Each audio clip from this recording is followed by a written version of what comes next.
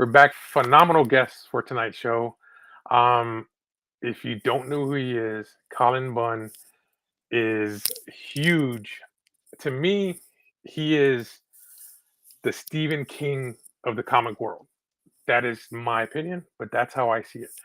I mean, if you've read his comics that he's done, and he has his independent comic as well that he did, which was basically the Sixth Gun. And we have our other guest tonight, which is Brian, who is joining us. He's going to Hello. be asking questions as well. So this is going to be a fun interview. We're going to get to talk about what he's done, how he got into the industry, and then also we're going to. I know we can't ask too much, but we're going to ask about the news that broke at T2E2 and when did he get the call about that and see what he can tell us. Alrighty. So here is Cullen Bunn, and here we go. Yay. How's it going, Mr. Cullen? Hey, how are you? Welcome. Pretty good, sir. And I'll let Brian go first since thank you so much. I've been geeking no out pressure. all dang day, so this is a treat for me, sir. Thank you again so much for joining us. I really appreciate it. This is an awesome opportunity to get you actually some questions. There's a lot of hot news right now, and that's, Ray will cover a lot of that, but I kind of want to take it back a little bit because I really want to ask you some questions about the Sixth Gun in particular, your run with the Sixth Gun. I'm sure you got 1,000 of those questions, but I finally have an opportunity to talk to the man who was a part of it.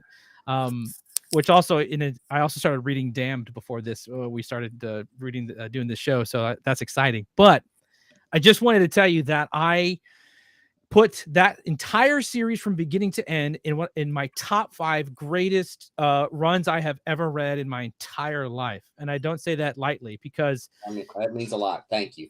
It did something to me that I didn't even know comic books could even do, honestly, and it was surprising. I come from a film background. I've gotten to do writing, directing, producing, and all kinds of stuff. And this book spoke to me on that level, which I had never had a comic book do before.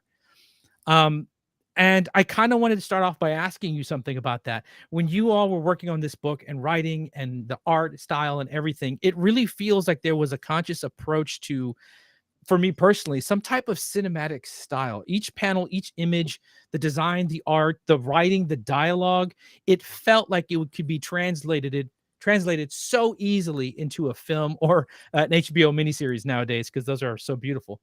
And I just kind of want to know if that was something that was going through your mind when you approached the book.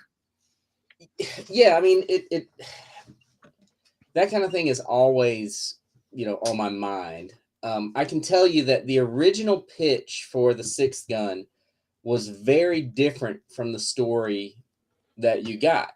It was originally a very dark horror story. It was, it has horror elements throughout the series as this, but it was originally a dark horror story. And it was always originally intended to be a 6-issue limited series. And it was a different artist. Brian Hurt was not attached to it back then. So needless to say, in fact, there was no artist originally at the time. Needless to say, the book changed a lot before it ever saw print. And the way it all happened, it's kind of fun. And we've talked about it before. I pitched this series and I pitched it to Oni Press and they turned me down. They said, no, this isn't the right book for us. Wow.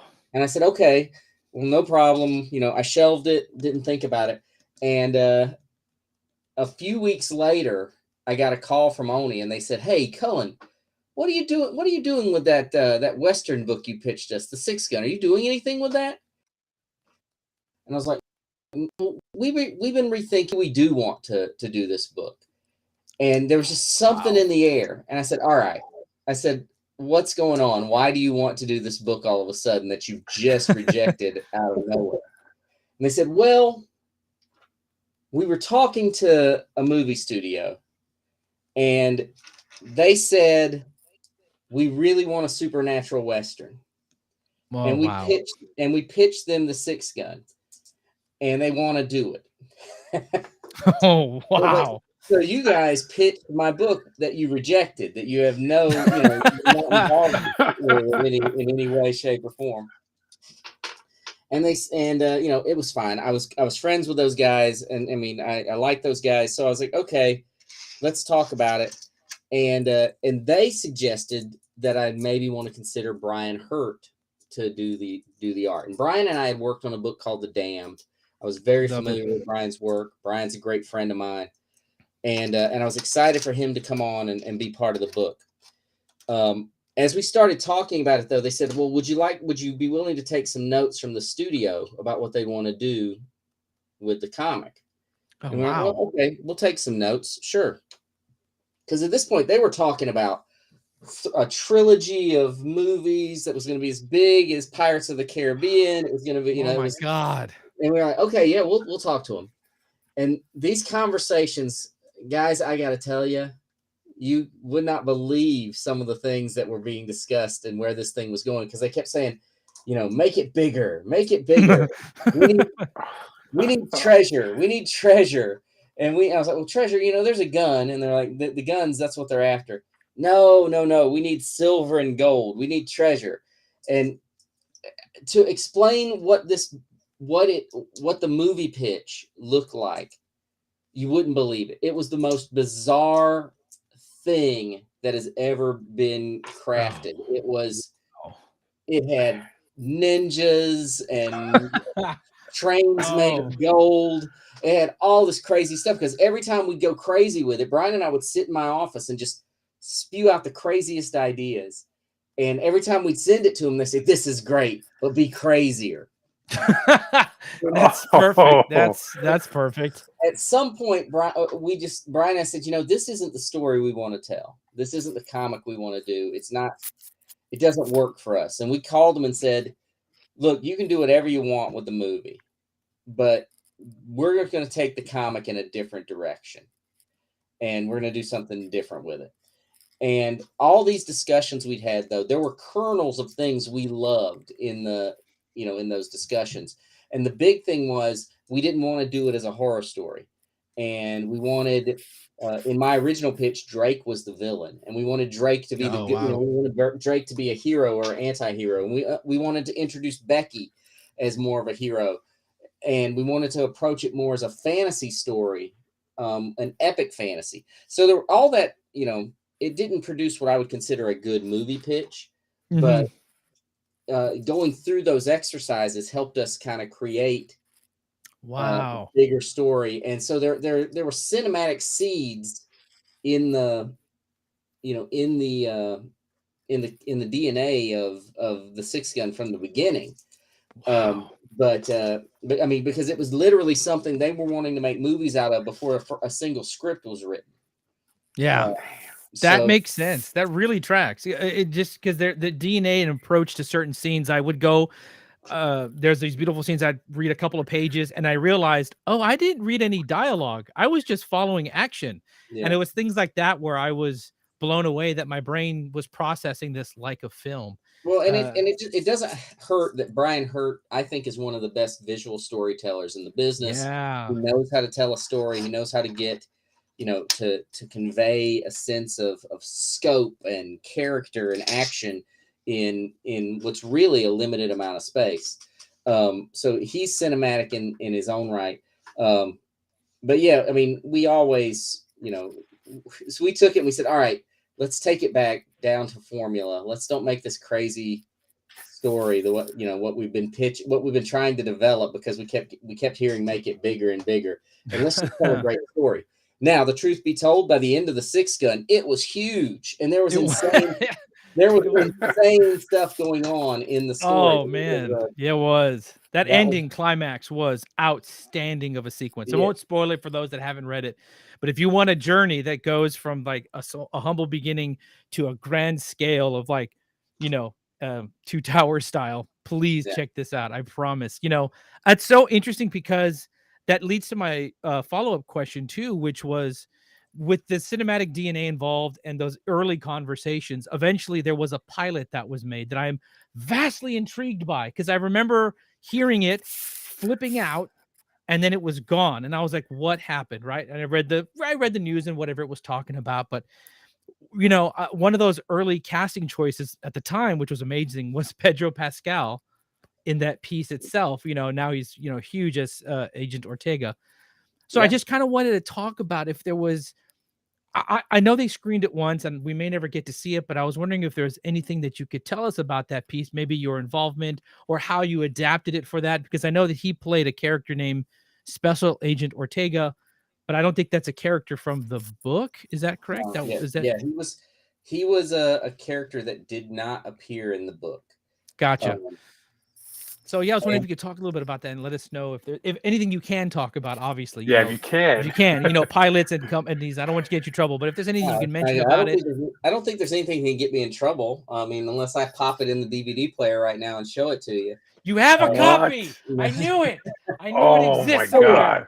I have a copy that I play every time I have a party. I'm like, guys, look at this. Oh, dude. I will do everything to go to this party just quietly and watch this DVD.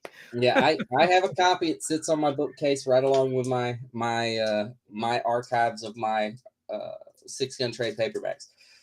Yeah, it was it was a super cool process. They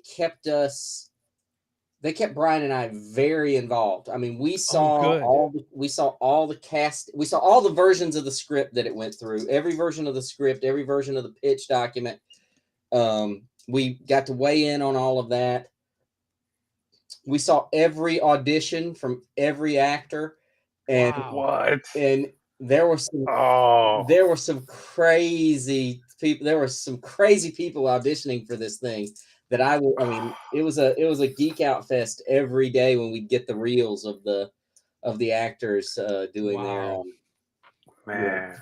playing our characters. It was written by Ryan Condal, who's a great writer, who's gone on to do many great things. Brian and I were out on the set at least for a few days. Out in an old West town, and let me tell you, it's a surreal experience to walk into a saloon in an old West town, and all the cowboys and saloon girls turn to look at you when you walk in, and you're like, "Oh, you're here because of our comic book." Oh, that's so good. So yeah, it was it was interesting because it was any kind of adaptation is going to have some changes, obviously. And this was even, this was before the series had come to an end. So to some degree, they knew where we were going, but they didn't know how big we were going with the ending. Yeah. But yeah, the cast was great. They were fun to hang around with. They were all very excited about the project. It didn't go forward. There were a number of reasons. It was being made for NBC network. And I think a Western at that time for network was a Western in general was a tough sell because Westerns are expensive. They're not cheap to make. But it was cool. It had lots of elements of stuff that I loved. It had the gallows tree was in there. It had the guns. They did some really cool things with the guns. Each of the guns looked a little different. That was neat. The guns were not uniform. So Missy Hume's gun, for instance, was very small, and she wore it in a garter belt around her. That's cool. Like that. That's very cool. But the elements of the story were there. Pedro Pascal and Aldous Hodge played a couple of new characters. They played Aldous was Agent Mercer, but he was a very different version of Agent Mercer. But they were they took the roles of the Pinkertons from the comic, and they were two of my favorite parts of the show because they were so different and they were new and they were just very cool elements. But yeah, they were our villains. Two of the villains.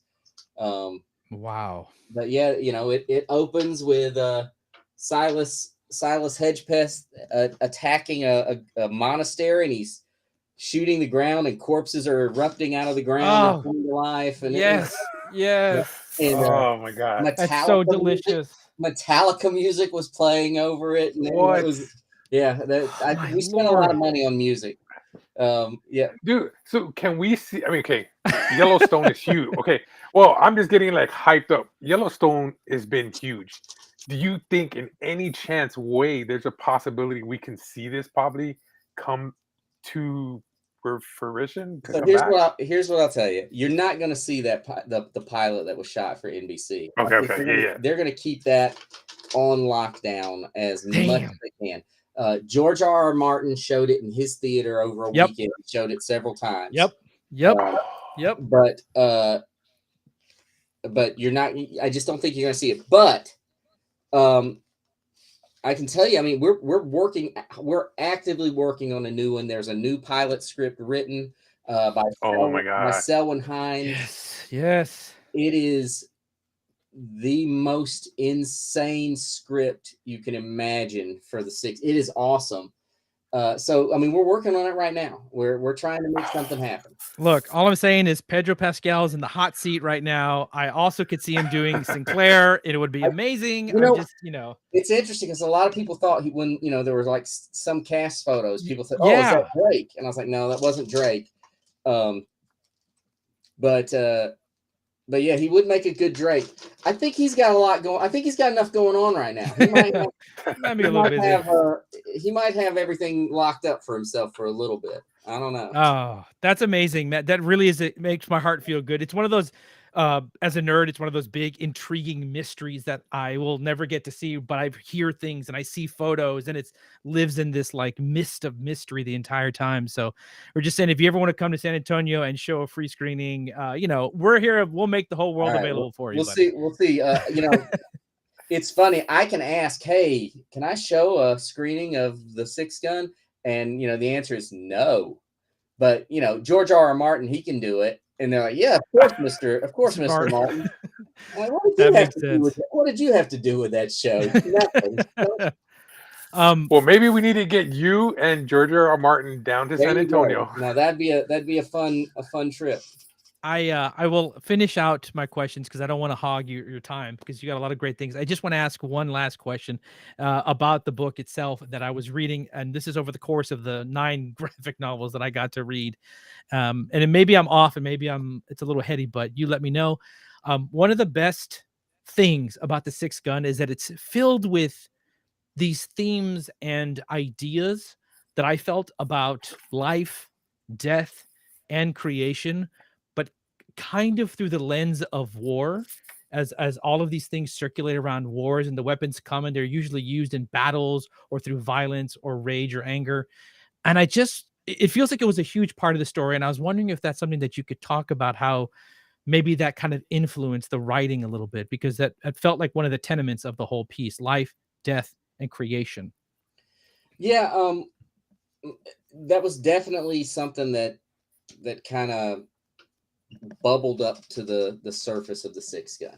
When we first started it, we were like, we're going to get 6 issues out of this. We thought we figured we'd have 6 issues of the series, and then we'd end up, having to move on to something else. Luckily we bucked that trend and we're able to do the 50 issues plus a couple of miniseries. Yeah.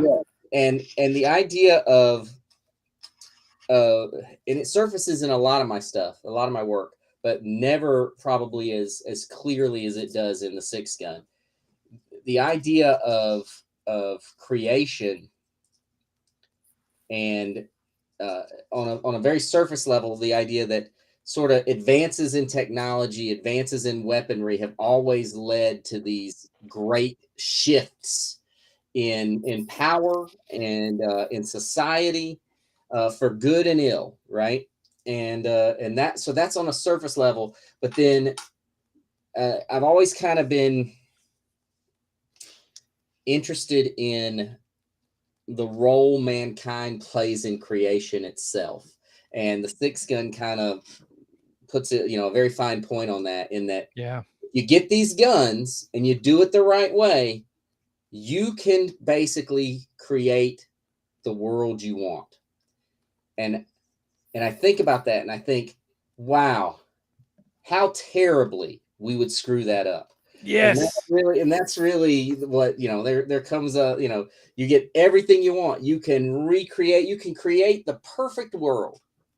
I don't know anybody who'd get it right. I think, it would be awful. It would be the worst. And that's really where Six Gun, that's kind of baked into the Six Gun, is that reality and creation, we never get it right.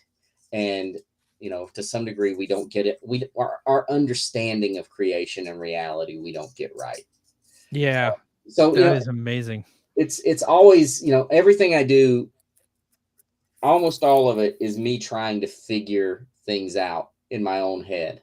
And I'm doing it on paper with, undead cowboys and mummies and, giant alligators and things like that. But it's really me just trying to figure out the questions I have in my own head.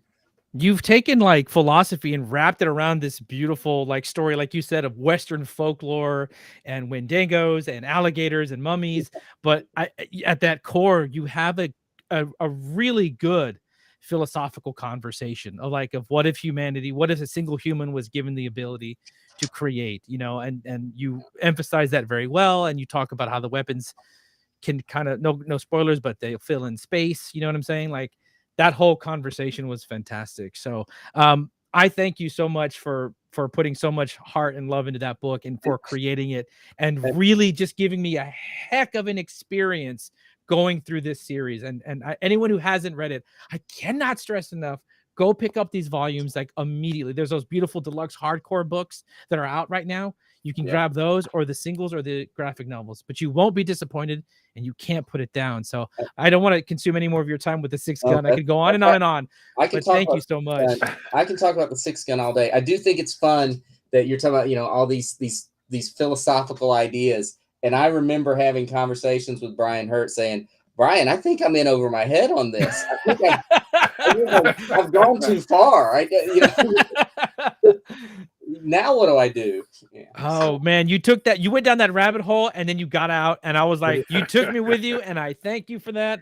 Thank you for that. I cannot appreciate it, sir. It's true. I mean, we went down the rabbit hole because, as you said earlier, the series goes to some really big places. And throughout the creation of the book, we were always saying to ourselves, are we going to pull this off? Is it going to work?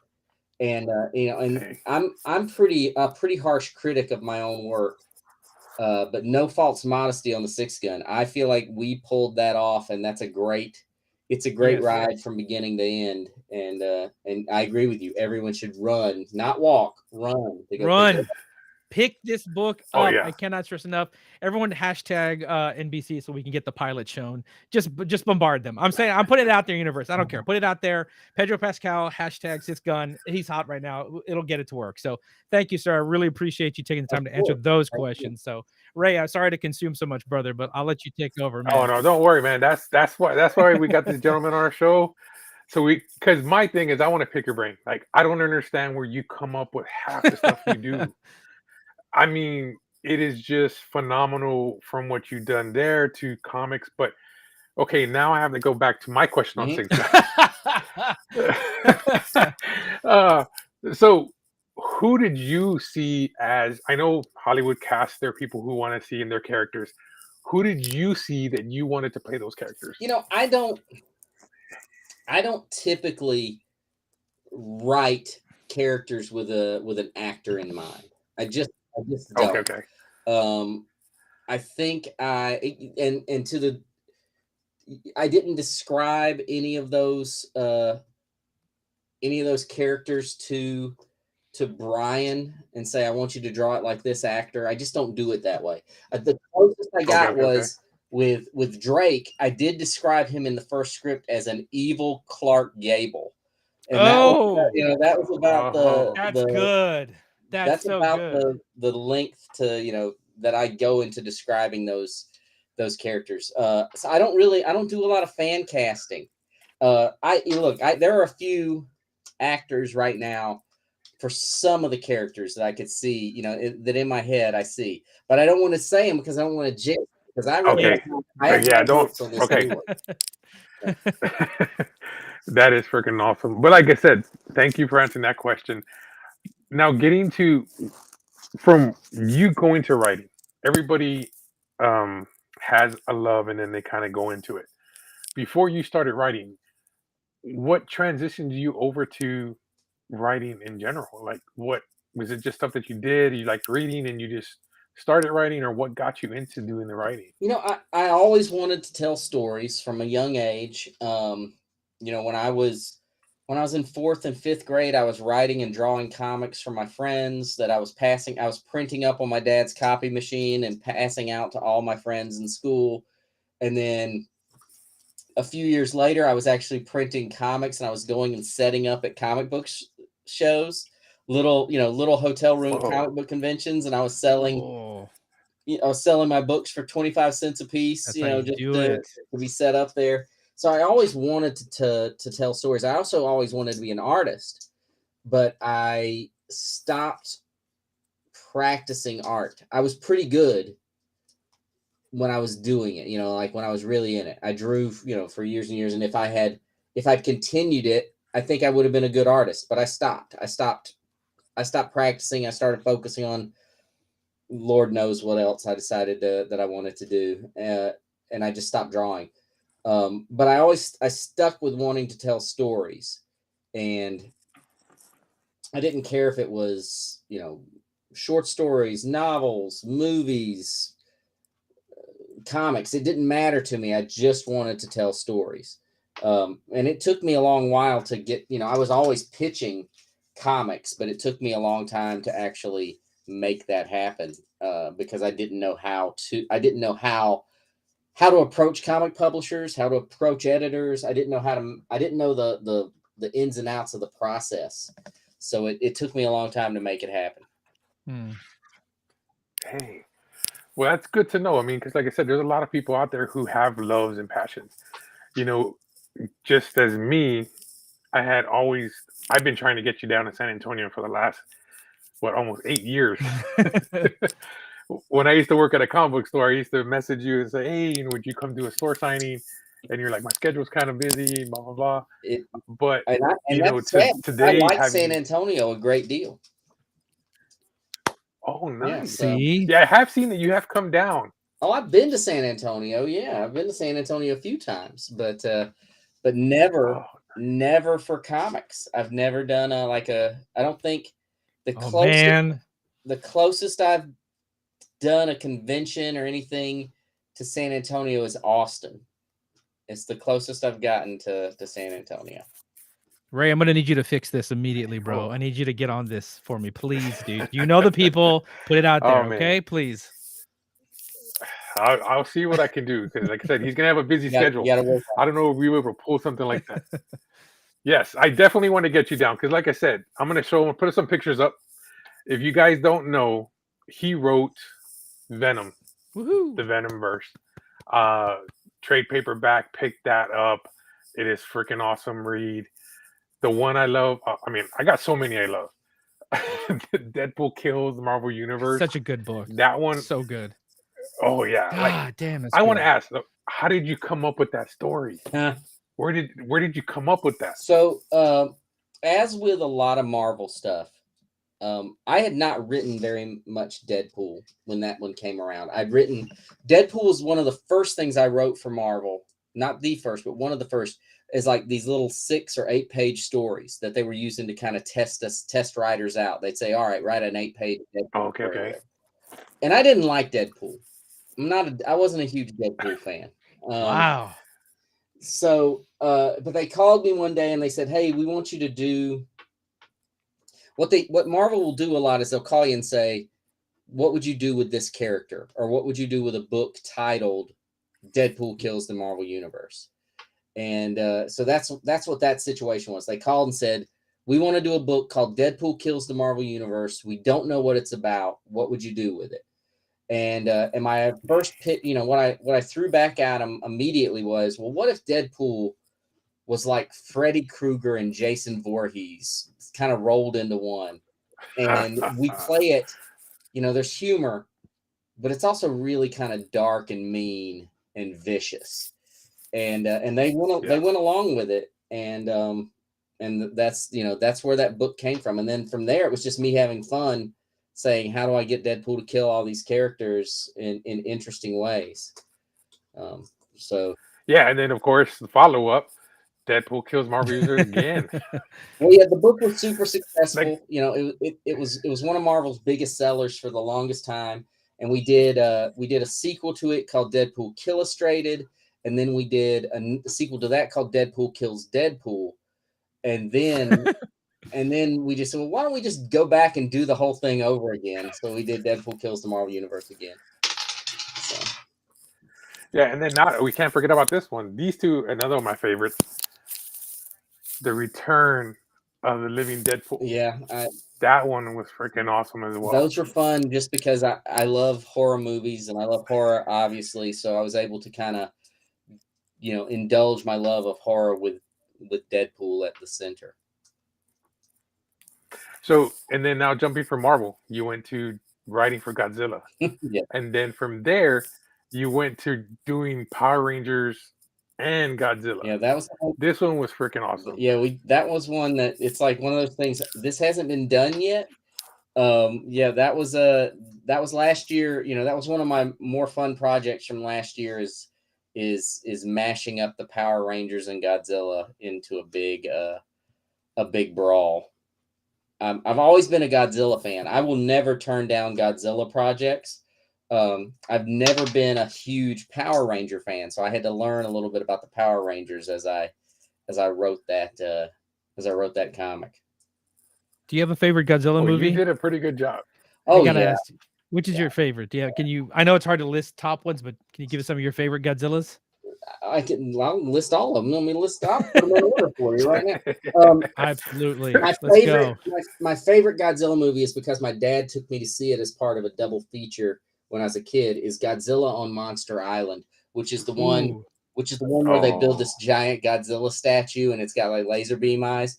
And Gigan shows up, and they're like, and I think it's Gigan's first appearance. So Gigan, Oh, yeah. I think it's been released as Godzilla versus Gigan as well. So I really like that one. I like the Godzilla versus Queen Mothra from the 90s, where they introduced Batra, which is like the Dark Mothra. Oh yeah. But I love them all. I mean, I love Mecha Godzilla in all his many forms. Although I have a sweet spot for the bionic monster Mecha Godzilla from the 70s. He was pretty awesome. God, I appreciate your good deep knowledge on Godzilla, sir. That is a good job. I like that. It's a bit of a sickness. So you are, to me, like I said, I have a shirt. Of course, you've ever seen Monster Squad. You've seen this shirt that they wear, the famous shirt. So I have, and my wife is making it for me, this one right here. I kid you not, I actually have it right here, the picture of it. It's being made. That's perfect. Because you're going to wear that in public? Come on. No, seriously. You're going to get good cred. I'm known for my shirts. I like it. I am known for my shirts, man. I literally, like, kid you not, the podcast, every time I come on, I always have some different shirt on from Ripped Apparel, Fright Rags. I love everything from geek to horror. And that's why, like I said, when you wrote this stuff and I'm reading it, I'm just like, man, this guy, he's just literally like, he's in my head. You know what I mean? You don't want me in your head. Like when it's a dark journey, Ray. You got to be careful. You got to be careful.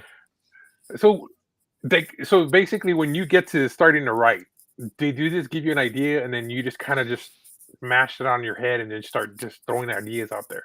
Is that how you kind of come up with this stuff, or is it just like your brain's constantly going, and you're just thinking of stuff? Yeah, I'm always coming up with new ideas.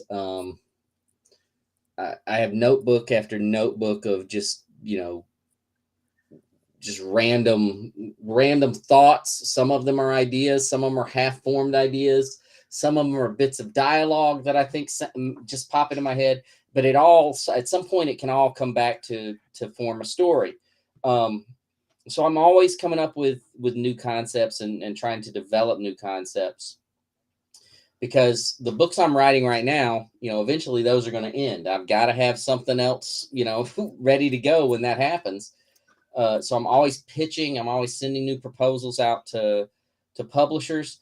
With Marvel or DC, or IDW, like with the Godzilla. With that one, yeah, they do sometimes they'll give me the springboard, but it's usually just, we want you to write a Godzilla story, and then that just sets me down off on another path of uh, of ideas, that I start, trying to put together. Some good, some bad, but that's what happens. They're not all winners, and I try to, but even the ones that are bad ideas, I keep somewhere, because who knows, 5 years down the line, I might be able to find a way to turn that bad idea into something that works out. Like I said, man, you are doing a good job on everything that you're doing, from, even the stuff that you're pushing right now, the reanimator that you have on Kickstarter currently. That one, I'm looking forward to find out how that one's going to be. Yeah, I'm really interested in that one. Yeah, and I used to, back in the day, I worked on just about every kind of project. If a publisher called me and said, "Hey, do you want to do this book?"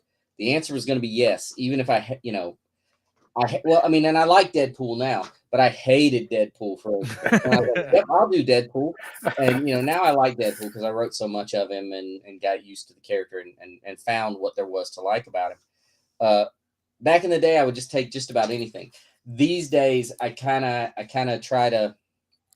I don't want to take a project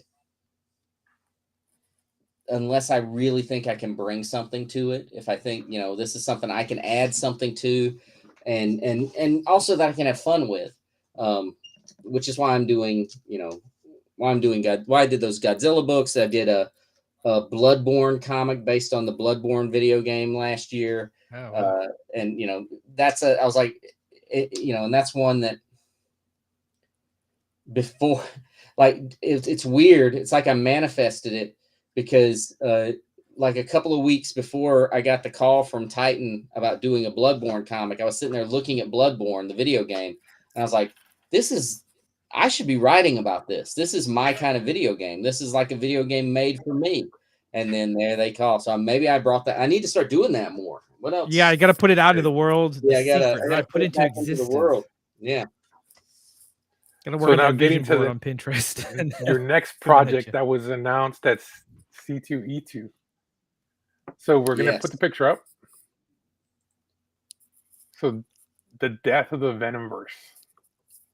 Yeah. When did you get the call for that? How long did you know before it got announced at C2E2? So it's been a few months Nice. that I knew this was coming. Because we're a couple of scripts in, it's a couple of issues already been drawn. And that was one of those situations. I wrote a series for Marvel a couple of years ago called Venomverse, and then I followed that up with a series called Venomized, and this was in the midst of when it was after I had written Venom for a while. And they, the editor called me and said, would you like to we're coming up on this big anniversary of Venom, and do you want to do a new Venomverse series for us? And I was like, man, are you sure you know who you're talking to? You got the right number? I haven't heard from you guys in a little bit. But I said, yeah, I'd love to do it. I knew kind of what with a big universe like Marvel, there's all the little pieces. The characters are doing different things in different places. And I knew I had the lay of the land of where the characters were. And I said, I'd like to do this, but let's call it Death of the Venomverse. And then let's live up to that title. And that's, we were off to the races from there. So, it is, you saw Carnage in some form of horrific glory on the cover there. That's the setup. Is Carnage is entering the multiverse with the intent of killing every version of Venom he can find. But he's not just doing it just to kill Venom. He has something, and he has an end goal in mind. There's a reason he's doing this. So yeah, it's it gives me the chance to write some characters that I haven't written in a while, some characters I really miss, and just be very mean to them. Nice. Now, getting into the horror, as you as a kid, when you were a kid, you wrote all this stuff. You know, you would write your comics for your friends and stuff. Did you, when you grew up in the 80s, who inspired you as a writer that you looked towards or looked up to? Well, in the world of comics, and honestly, it was probably a comic writer would have been the first, like, here are writers that were, that I recognized as writers, and I recognized that I liked what they were doing. Bill Yeah. Mantlo, who wrote Micronauts, and he wrote Rom, Nice. and he wrote all these books for Marvel. He wrote Hulk for a while. He created Rocket Raccoon, for instance. He Oh was wow. he was a huge Yeah. creator for Marvel, and he was a huge uh, idea guy and world builder. And he's one of the first writers I really started paying attention to from a very young age, because he was doing a book like Micronauts, which was based on a toy line, but it wasn't like toy lines today. It didn't have a cartoon. It didn't have a backstory. It was just, here are the toys. What are you going to do with them? And he created this vast universe all around these toys. And I could Yeah. see that. I could see that playing out on the page. I could see him creating that. And it just really inspired me. I could see how he was doing it. And I really love that. He did the same thing with Rom to a lesser degree, but he did it with Rom. So Bill Mantlo, Chris Claremont, I'm going to tell you right now, that guy was writing the X-Men, and he was writing for a long game, and he would plant seeds in an issue, and he wouldn't pay that off until 30 issues down the line. But by God, he'd pay it off. And I love that. Jim Starlin, who was writing Dreadstar. I mean, he also wrote, obviously, a bunch of the Infinity Gauntlet, Thanos stuff, but forget all that. I'm thinking of Dreadstar is what I really loved as a kid, was his creator-owned space epic. So those writers in comics were big influences on me. And then, in other, in other mediums, obviously Stephen King played a role. Clive Barker was a huge influence for me when we were doing Books of Blood. Those two immediately jump out as like two of my big influences, right off the bat. I love me some good Clive Barker. I will never say no to that. Stories and or movies. Yeah, for sure. I love I've always thought his short stories are something special, especially like I said, the Books of Blood. I remember buying those off the shelf at Walden Books as a kid and just being like destroyed by them, how awesome they were. He his run in, I always love what he brings to, whether it's a video game property, an adaptation, and it's, everything is always so unique and different. And I remember as a child, especially with all the iconic horror heroes that we had growing up with Jason and Freddy and Michael Myers and everything, like the honchos. I always remember growing up being fascinated by like Pinhead, you know what I mean? And just what he brought and the difference that he was. And it always stuck with me growing up. There was always something different about Pinhead. And my cousin said it best. We're like, well, yeah, because Pinhead's he's not a villain. He's doing his job. He's just working. Like somebody called him and he showed up, and that approach and those takes and his use of, pain and pleasure, it's so woven so well. Like he does such a good job. I love Clive Barker. Yeah, for sure.